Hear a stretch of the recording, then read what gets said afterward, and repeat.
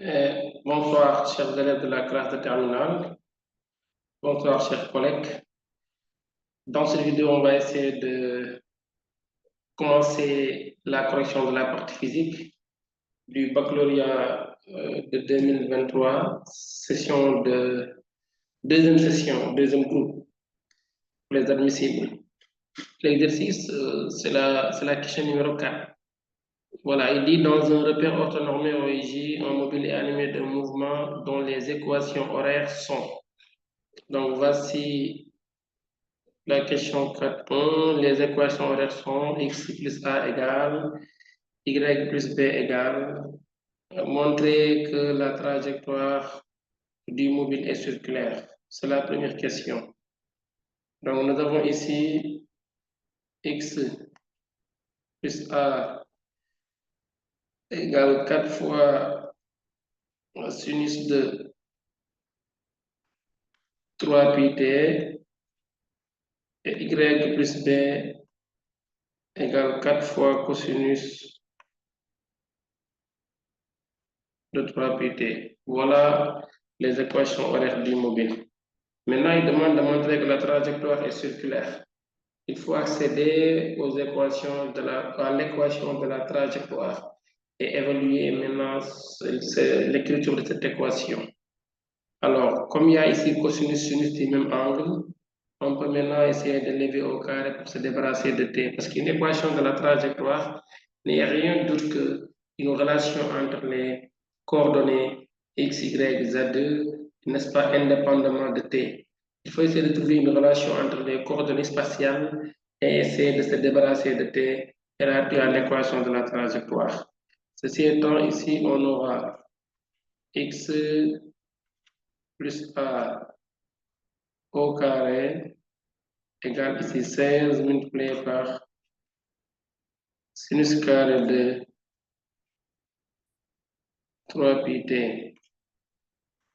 Y plus b au carré égale 16 cos carré de 3 pi t.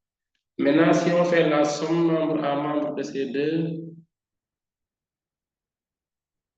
ici on aura x plus a au carré plus y plus b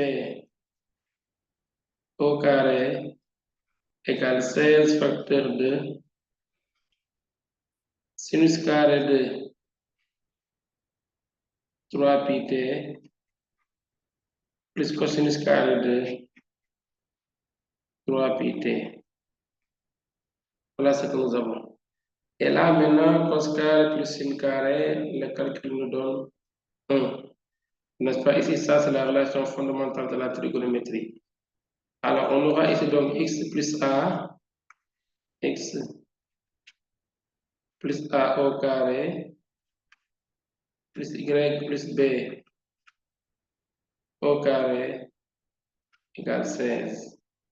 Voilà, maintenant, la trajectoire, elle s'écrit sous la forme de l'équation de la trajectoire d'un cercle, que ça, c'est un cercle, n'est-ce pas, qui est centré au point oméga de coordonnées. Moins A, c'est l'opposé de A, moins B, l'opposé de B, et dont le rayon est égal à racine carrée de 16. Donc, la trajectoire est un cercle. La trajectoire est un cercle. C'est de centre oméga de coordonnées moins A, moins B, c'est toujours les opposés de ce nombre-là, et de rayon R égale racine carrée de 16, ici racine de 16 c'est 4. Voilà l'équation de la trajectoire et la nature de la trajectoire. La deuxième question, 4.2, on nous demande de déterminer la vitesse linéaire du mobile en déduire la nature du mouvement. Vitesse linéaire, ici, on a ici OM, vecteur position, A pour composante X, je peux transposer le A ici, x égale a plus 4 sinus de 3 pi t et y égale b, x c'est moins a, y c'est moins b plus 4 cosinus de 3 pi t. Maintenant, pour la vitesse linéaire, v a pour composante, vx c'est x point, on dérive de a égale 0, dérivé de sinus de 3 pi t, ça donne 3 pi cosinus de 3 pi t. 3 pi fois le 4 qui est là, ça donne ici 12 pi cosinus de 3 pi t. Pour y, ici, on dérive aussi. Ça donne y point. Maintenant, y point, c'est ici. Y point, ça donne ici dérivé de b égale 0. Dérivé de 4, maintenant, ça donne 3 fois 4, 12. Avec le signe moins, là, dérivé de, excusez-moi, dérivé de cosinus de 3 pi t, ça donne moins 3 pi sinus de 3 pi t. Et le 4, ça donne moins 12 pi sinus de 3 pi t.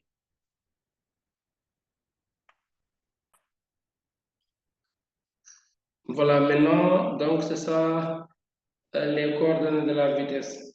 Donc ainsi, la norme de la vitesse V, c'est la racine carrée de x point au carré plus y point au carré.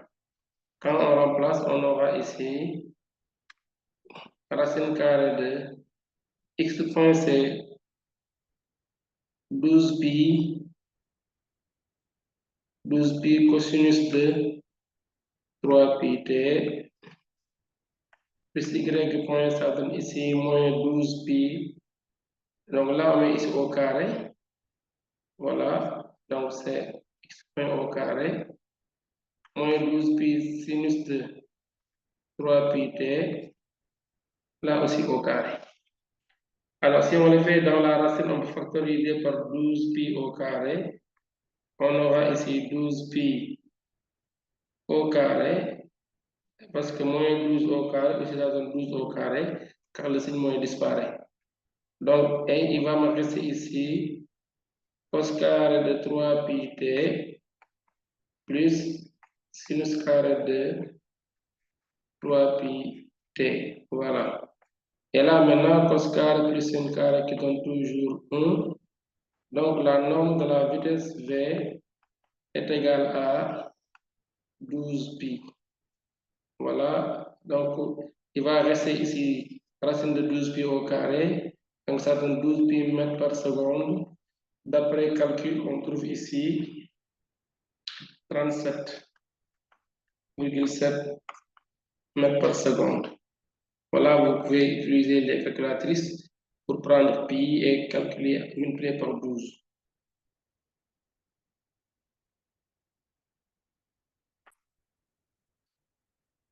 On passe maintenant à la question numéro 5, toujours en physique.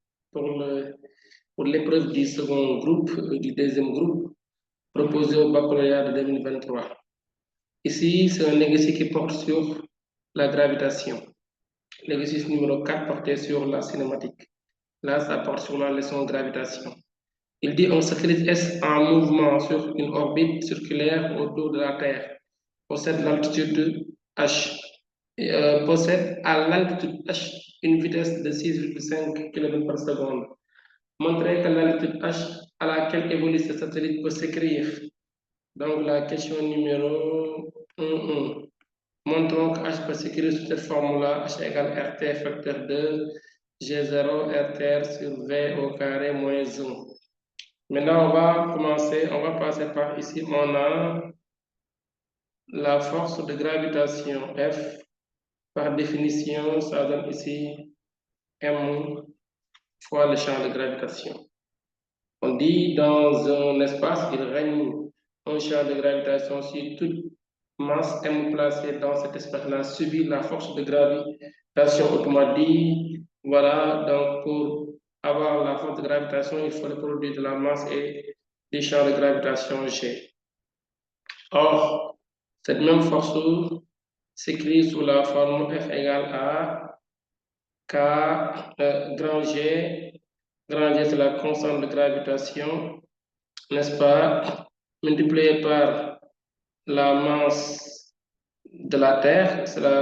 Si vous avez un satellite de la Terre, fois la masse de la Terre, la force que subit le satellite, fois la masse du satellite, le tout divisé par le rayon de l'orbite sur lequel gravite le satellite R au carré.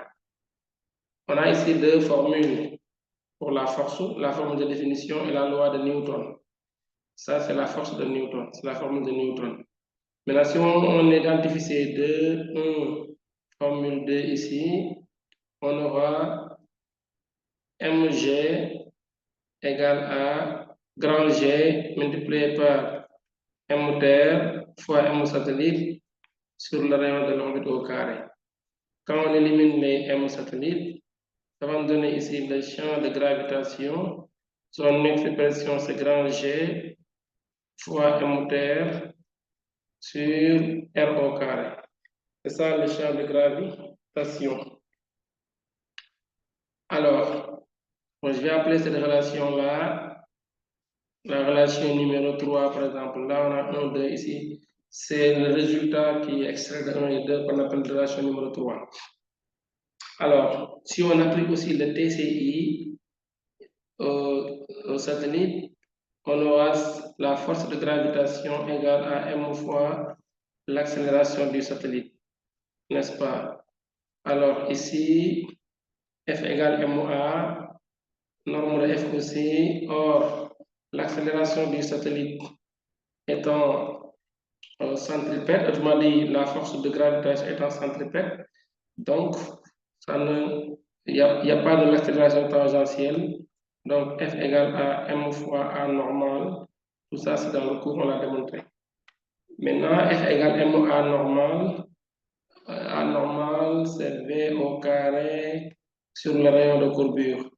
Donc, cela veut dire que la force F égale M V au carré sur le rayon de courbure. Or, ici,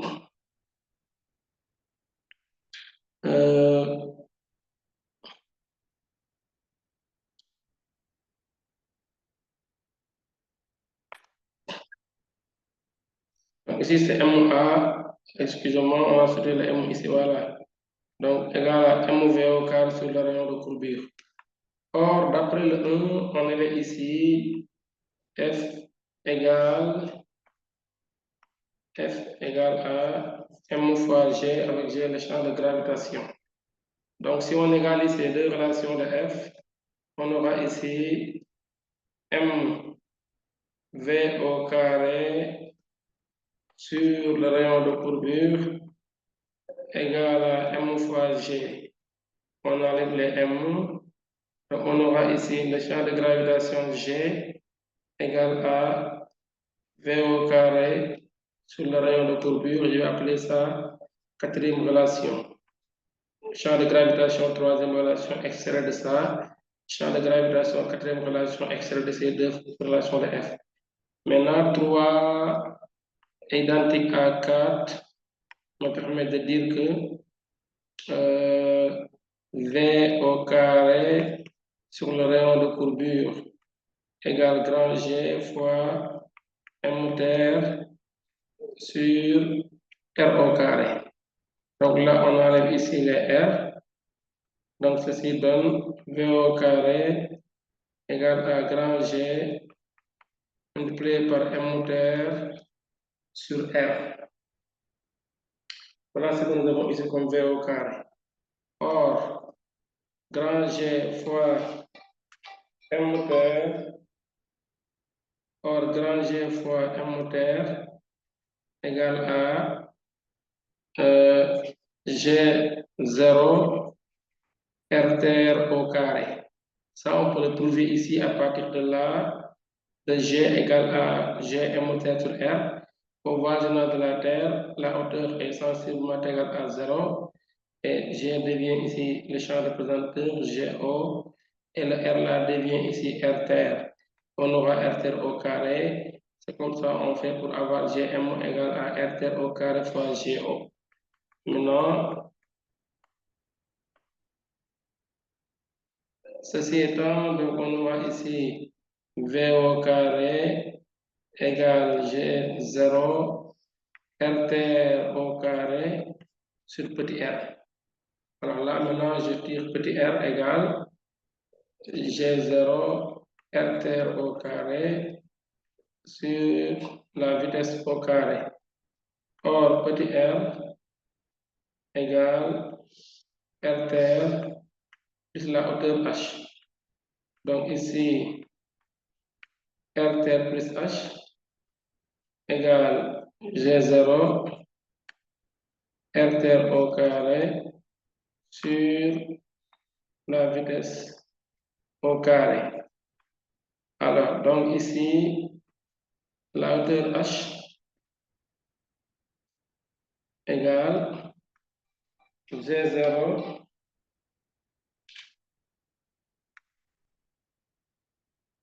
RT au carré sur la vitesse au carré moins RT. On factorise par RT, facteur de G0 RT sur V au carré moins 1. Voilà ce qu'il fallait démontrer pour cette question numéro 1, 4.1. Après maintenant la démonstration, il demande de calculer la valeur de h. Alors, là on a ici, il a donné la vitesse, v, on a le rayon de la Terre, on a tout. Maintenant, on fait que remplacer pour le calcul. Alors, un élève qui ne réussit pas à faire la démonstration, pour ne pas perdre son temps, il peut continuer les calculs, après revenir pour voir s'il peut démontrer, parce qu'à part cette démonstration-là, tout le reste est faisable. Surtout le calcul, on a tout. Ici, on fait que l'application numérique.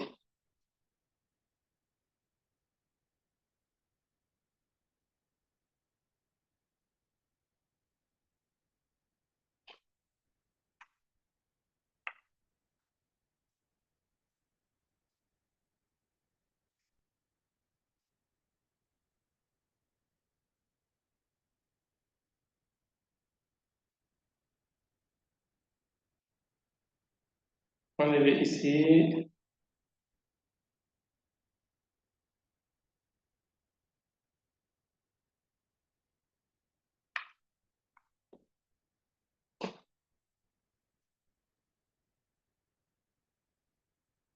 Calculons la hauteur h. Maintenant, donc h égale le rayon de la Terre, c'est 6,4 10 puissance 6 mètres par seconde, facteur 2. Le champ de pesanteur terrestre, 9,81 multiplié par le rayon de la Terre, 6,4 10 puissance 6, divisé par la vitesse. Il a donné ça, c'est 6,5 km. Donc 6,5 10 puissance 3, pour avoir ça en mètres par seconde au carré, moins 1. Voilà le calcul, et le résultat, ça nous donne 3,11 10 puissance 6 mètres. Autrement dit, 3110, ici il y a 0.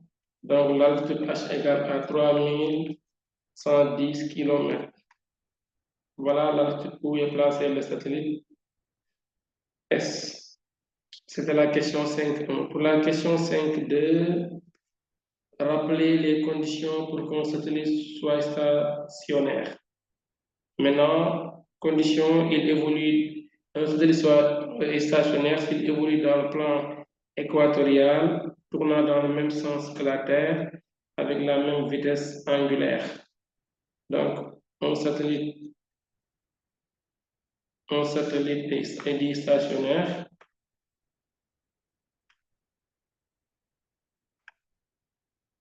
Un satellite est dit stationnaire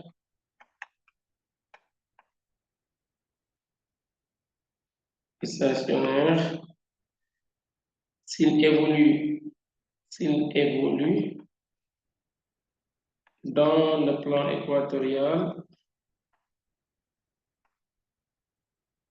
dans le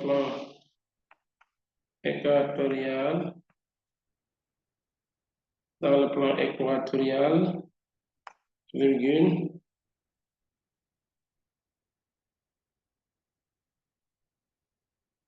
et tourne dans le même sens, et tourne dans le même sens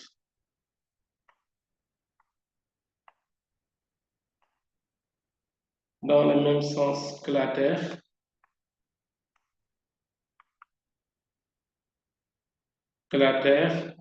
avec la même vitesse angulaire ou avec la même période, avec la même vitesse angulaire.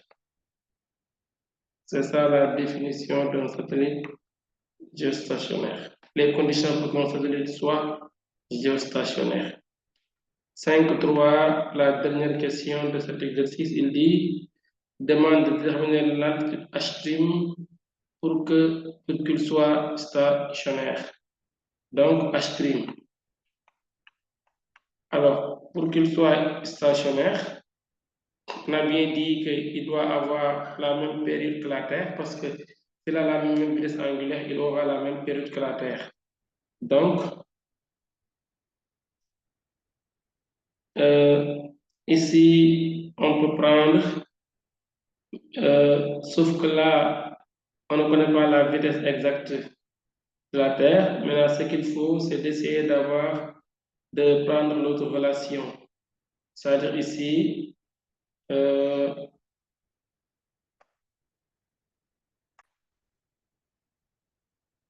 alors ici, on va essayer de reprendre un peu la démonstration parce que on n'a pas la vitesse V, mais on peut quand même travailler avec la période T parce qu'on nous a donné la période T. Maintenant, on avait ici H égale à R terre facteur de G0 R terre sur la vitesse au carré moins 1. Maintenant, si on redistribue ça, on aura ici G0 R terre au carré sur V au carré moins R terre. Voilà l'altitude H. Maintenant, quand je transpose, j'aurai ici H plus R terre égale GO R terre au carré sur V au carré. Ça, c'est petit r. Donc, j'aurai ici petit r égale G0 R terre au carré sur la vitesse linéaire au carré. Or, la vitesse linéaire V égale à R fois oméga égale R multiplié par 2pi sur la période. Donc, finalement, ici, on aura petit r égale GO R terre au carré sur 2pi R fois 2pi sur la période au carré. C'est ça. Donc, ça va donner ici G0 R terre au carré sur 4pi au carré, petit r au carré sur grand T au carré.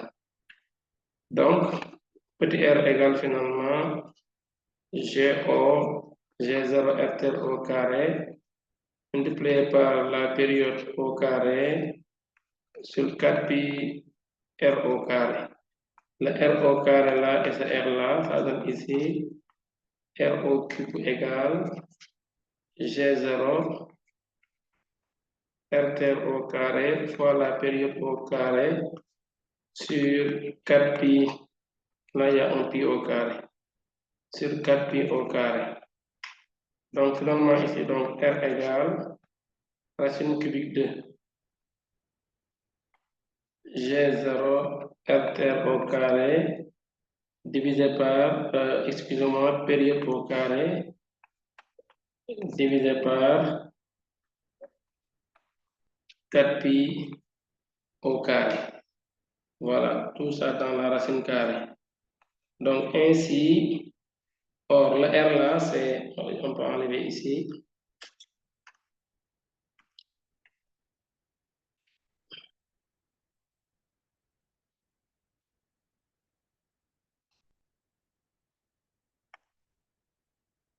Or ici, R c'est H plus R terre. Donc ceci donne H plus R terre égale à racine cubique de G0 R terre au carré sur 4pi au carré. Voilà. Maintenant, R terre au carré fois la période au carré. Donc ici, H égale à R terre, H égale à racine cubique de G0 R terre au carré sur 4pi au carré moins R terre. Voilà ce que nous avons ici comme la sur H. Maintenant, si T est égal à la période de la Terre, n'est-ce pas, ici, à la période autour de l'axe des pôles, alors maintenant, si grand T, avec ici grand T égale à 86 164 secondes, alors l'altitude devient H' qu'on demande, et c'est racine cubique de, ici vous remplacez ce G là par sa valeur, 9,81 multiplié par R terre, c'est 6,4 10 puissance 6. Le rayon de la Terre, 6,4 10 puissance 6 au carré, multiplié par, ici il y a la période T, multiplié par T, c'est 86 164 au carré, 86 164 au carré, le tout divisé par 4pi au carré moins R terre. On va enlever ici.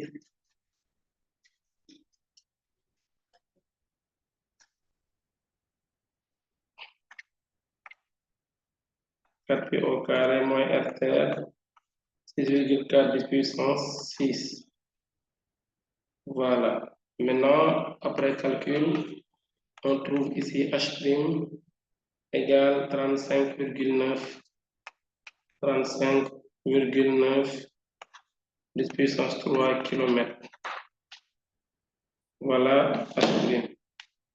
35,9 10 puissance 3 km.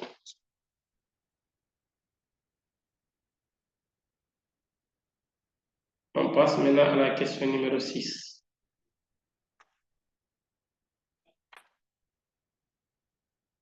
Maintenant, là, on va essayer de voir la question numéro 6, toujours pour la partie physique. Dans cette question porte sur l'interférence numérique. L'interférence lumineuse, excusez-moi. Alors, on conseille aux élèves qui doivent préparer le second tour, vous voyez donc l'épreuve, en fait, comporte plusieurs questions, n'est-ce pas, qui sont extraites de plusieurs leçons différentes. Ne serait-ce que pour la physique, déjà, nous sommes ici à notre 3e leçon. Mais quand même, c'est des questions qui ne sont pas trop compliquées. C'est parfois de petites démonstrations à faire de formules et des applications pratiques. Donc, c'est à vous maintenant de bien vous préparer sur ça. Alors, il dit le plan d'observation écran E des franges d'interférence des fentes de Young, S1, S2, éclairées par une source de lumière S de longueur d'onde lambda égale 0,580 micromètres est située à une distance D égale 2 mètres des fentes. La mesure des 4 interfranges donne L égale 4,6 mm. Voilà les interfranges, donc ici. 6.1. Calculer l'écartement, petit a, distance entre les deux fentes sources. Donc 6.1.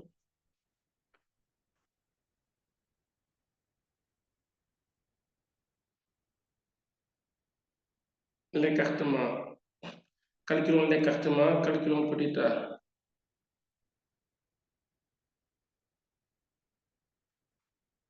Alors, maintenant, on avait dit ici que la distance, la mesure de 4 interfranges, 4i.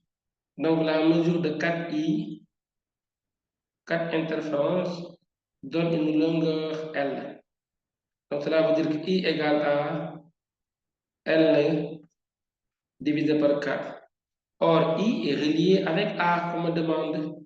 Or, I égale à lambda D sur A. I égale L sur 4. I égale lambda D sur A. Donc, ceci donne lambda D sur A égale L sur 4. Voilà ce que nous avons ici. Et là, maintenant, on peut tirer la longueur d'onde lambda, plutôt le petit a demandé. Donc, petit a, on fait un produit croisé. 4 lambda D égale LA. Donc, A égale 4 lambda D sur L. Et je fais maintenant l'application numérique. Vous pouvez faire le calcul, tout est là. Après, vous allez trouver ici A égale, c'est 1 mm, c'est-à-dire 0,001 mètre. Donc, c'est-à-dire A égale à 1 mm. C'est la question 6.1. Pour la question 6.2, il demande de calculer ici un point situé dans le champ d'interférence est tel qu'un point A situé dans le champ d'interférence est tel que la différence de marche des rayons lumineux en ce point vaut delta de A égale à 2, la différence de marche du point, c'est 2,03 micromètres. Quel est l'ordre d'interférence en A? Quelle est la nature de la frange en ce point? Donc la question, c'est l'ordre d'interférence. P. P en A. Nous mettons ici P minuscule. L'ordre d'interférence. En A, delta de A égale P lambda. Ordre d'interférence fois lambda.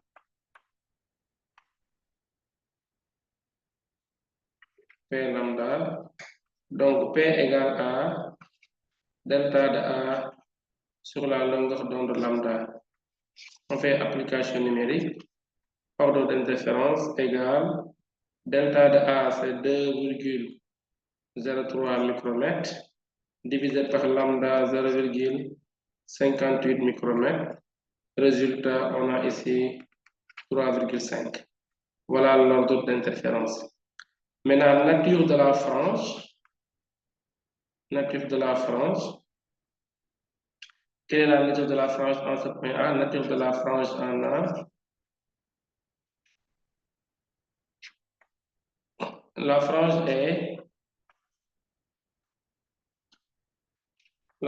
en A est sombre. Pourquoi? Parce que l'ordre d'interférence est un demi-entier. Quand l'ordre est un entier, la frange elle est brillante ou claire. Quand l'ordre est un demi-entier, c'est-à-dire entier virgule 5, donc la frange elle est sombre, car P est un demi-entier. C'est ça la réponse à cette question. On passe maintenant à la question numéro 7, l'avant-dernière question de cet examen.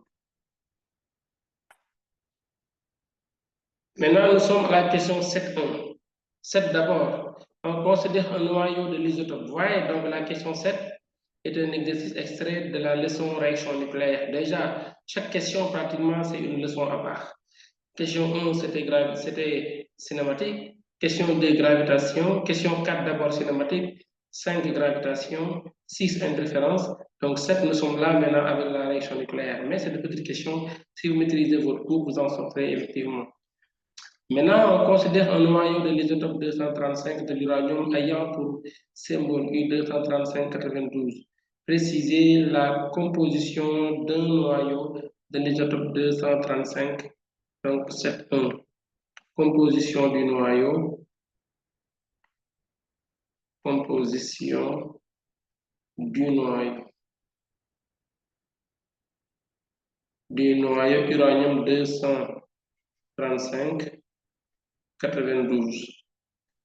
Donc ici, on a Z égale 92 protons. 92 protons. N, ça c'est Z, nombre de charges. Le nombre de protons, c'est 92 protons. N égale A moins Z égale 235 moins 92. Donc ici, on calcule. On a, d'après nos calculs, 143 neutrons égale 143 neutrons. Voilà les constituants du noyau. 7.2. Calculer l'énergie de liaison par nucléon du noyau uranium-235. L'énergie de liaison par nucléon notée EA de l'uranium-235-92 est égale à delta de M. C'est d'abord l'énergie de liaison de ce noyau sur 92 qui est ici, sur 235 qui est le grand A.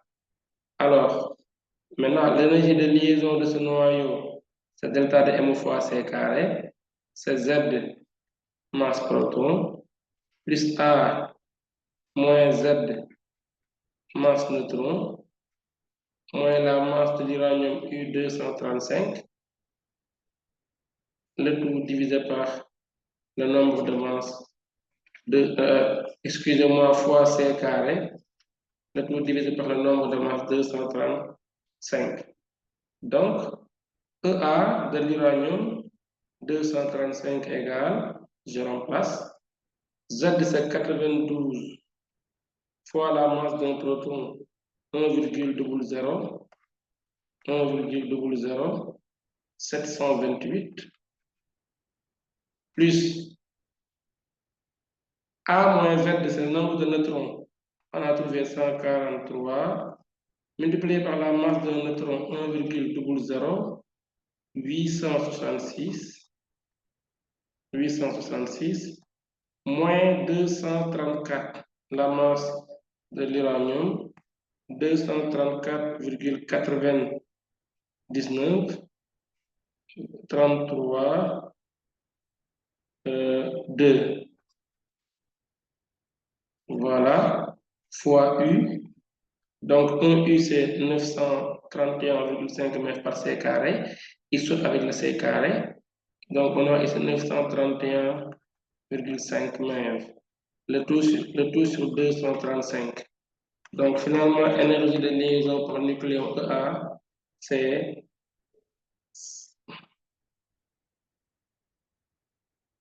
on fait le calcul pour voir ce que cela va nous donner. Donc, d'après le calcul, on a 7,59 mètres par nucléon. Voilà l'énergie de liaison par nucléon de l'uranium 235. Maintenant, pour la dernière question, 7.3, on me dit comparer la stabilité du noyau de l'uranium à celle du noyau de radium 226, dont l'énergie de liaison par nucléon est de 7,66. Donc, nous avons constaté que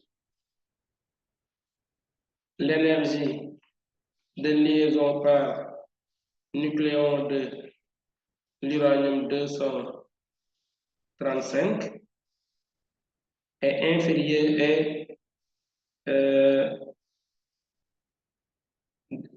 uranium 235 c'est 259, oui. Le radon c'est 256 d'après le texte, 266. Donc c'est inférieur de l'énergie de liaison par nucléon de radon, n'est-ce pas? Maintenant 226 de radium, excusez-moi, 226. Donc le radium est plus stable que le noyau, donc le radium Ra est plus stable que l'uranium 235. Voilà pour Voilà pour la question numéro 7. 7-3. On passe maintenant à la dernière question de cette épreuve, c'est la question numéro 8.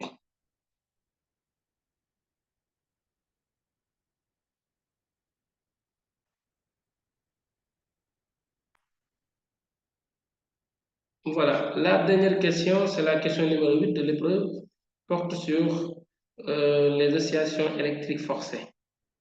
Alors, il dit un GBF délivre une tension sinusoïdale de fréquence F aux bornes d'un dipôle RLC série comprenant une bobine d'inductance L et de résistance R, un condensateur de capacité C égale à 100 nanofarads et un conducteur ohmique de résistance totale R égale 10 ohms.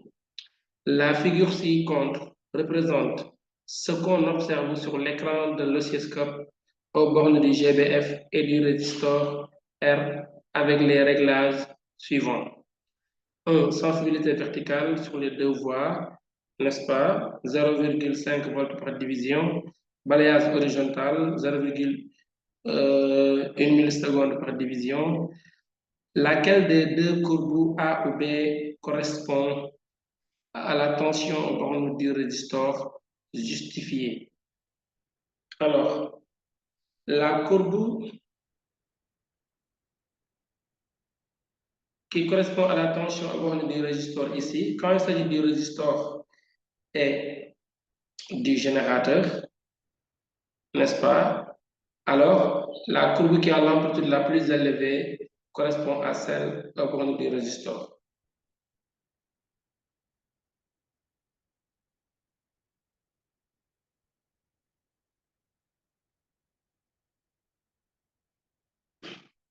Mais faites attention, quand vous avez la courbe aux bornes du générateur et celle aux bornes de la bobine ou du condensateur, toujours la tension aux bornes du générateur est supérieure, sauf à la résonance.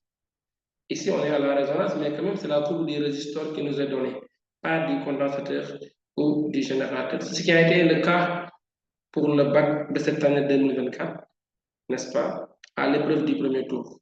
Ils avaient donné deux courbes dont l'une représente la tension, bon, si je ne me trompe pas, de la bobine ou du condensateur, quelque chose comme ça. Et la situation était à la résonance. Or, à la résonance, il y a ce qu'on appelle le phénomène de surtension. Le phénomène de surtension, ça veut dire quoi? Ça veut dire que la tension au borne du condensateur et celle au borne de la bobine est supérieure à la tension au borne du résistor. C'est pourquoi des courbes du générateur et de la bobine, à la résonance, on constate que l'amplitude de la tension au borne de la bobine est supérieure à celle au borne du générateur. Mais avec le résistor, toujours, c'est le générateur qui est plus élevé. Donc, on va ici calculer les Umax. Donc, 8.1, identification des deux courbes. On va calculer Umax pour A. La courbe A ici, elle est sur 1, 2, 3 et demi. Donc, si on voit bien, n'est-ce pas? Parce que là, maintenant, c'est pas environ la moitié, ici au milieu. Donc, ça donne 3,5 multiplié par 0,5. On calcule.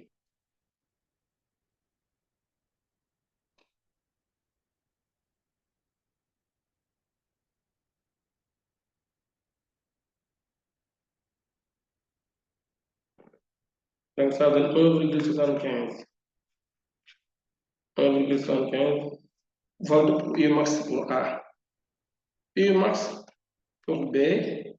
B, c'est sur deux carreaux, deux divisions, fois 0,5 volts par division. Donc, ça donne ici 1 volt. Voilà, maintenant on constate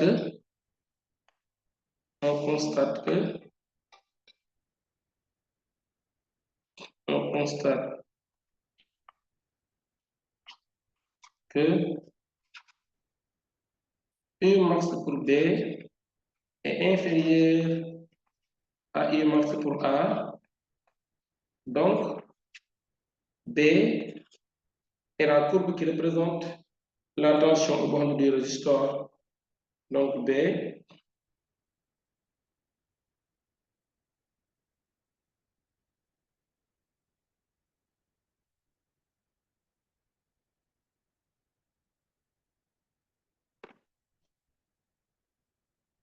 représente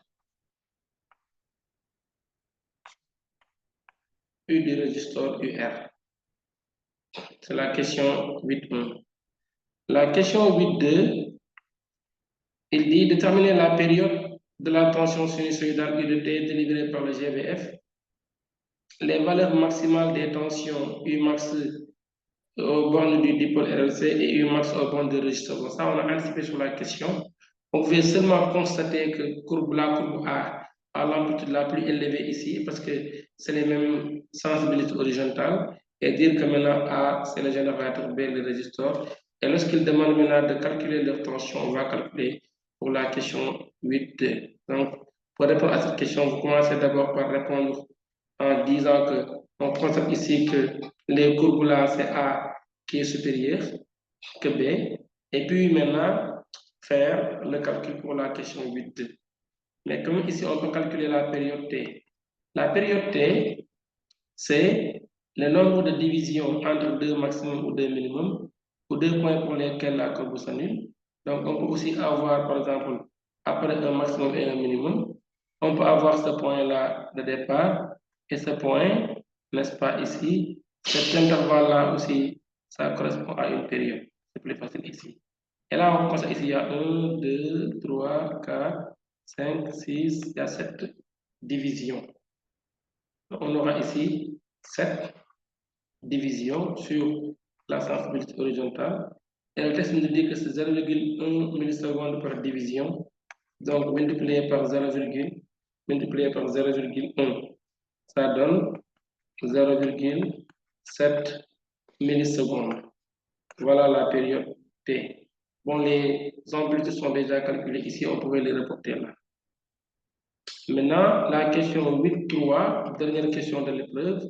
Que vaut le déphasage phi entre les deux, la tension U de T et I de T? Donc, phi égale 0. Pourquoi? Car les courbes sont en phase. Car les courbes sont en phase. C'est-à-dire qu'il n'y a pas de différence de phase. Ils s'annulent en même temps, ils atteignent le maximum en même temps et le minimum en même temps. Ça, c'est lorsqu'on nous sommes à la résonance. Dans quel état se trouve le circuit? Le circuit se trouve à la résonance. Le circuit est à la résonance. À la résonance.